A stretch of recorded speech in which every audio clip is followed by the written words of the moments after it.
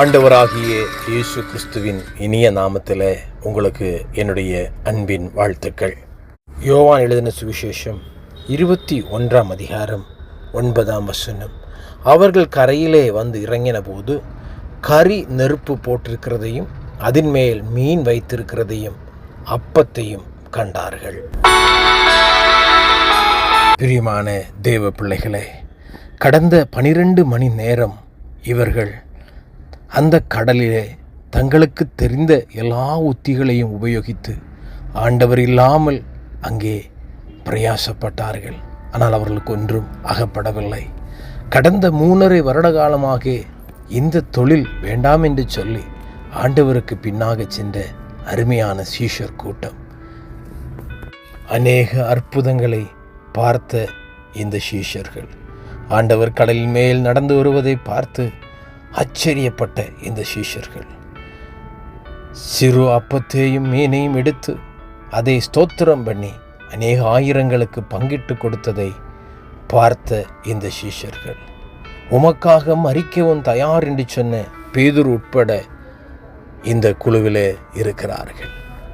ஒரு நேரம் ஆகாரத்திற்கு வேண்டி மனது தளர்ந்தவர்களாக ஆண்டவர் இல்லாமல் அந்த கடல் கரையில் அவர்கள் எல்லா முயற்சியும் செய்கிறார்கள்.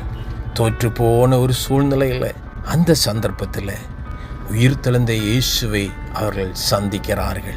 பிரியமானவர்களே, ஆண்டவராகிய இயேசு உயிர்த்தெழுந்தவுடனே பிலாத்துவை தேடி போகவில்லை, அண்ணா காய்பாவை தேடி போகவில்லை, உயர்ந்த பதவியில் இருக்கிறவர்களை தேடி போகவில்லை. தன்னை நேசித்த தன்னுடைய சீஷர்கள் எங்கே இருக்கிறார்களோ அவர்களை தேடி ஆண்டவர் இயேசு கடற்கரையில் நிற்கிறார். பிரியமான தேவ ஜனமே, ஆண்டவராகிய இயேசு உயர்ந்தவர்களை தேடி அல்ல அவர் போவது, தன்னை நேசிக்கிற ஜனம் எங்கு இருக்கிறார்களோ அவர்களை தேடி வருகிறவர். எனவேதான் சத்திய வேதம் சொல்லுகிறது, என் நாமத்தின் நிமித்தம் 2 பேர் 3 பேர் எங்கே கூடினாலும் அவர்கள் மத்தியில் இருக்கிறேன் என்று சொன்னவர் இந்த காலை வேளையில் உங்களை சந்திக்கும்படியாக அவர் நீங்கள் இருக்கிற இடத்துல உங்கள் அருகாமையில் நிற்கிறார்.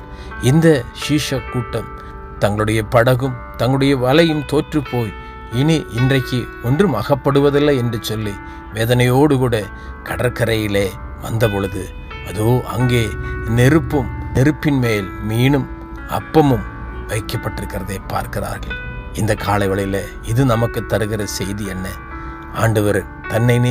ஆண்டவராகிய இயேசு தன்னை நேசிக்கிறவர்களுக்காக அவர்கள் எதிர்பார்த்திராத அற்புதத்தோடு கூட, உன்னதமான ஆசீர்வாதத்தோடு கூட, உத்தமமான காரியத்தோடு கூட உங்களை எதிர்கொள்ளும்படியாக அவர் உங்களுக்காக காத்திருக்கிறார்.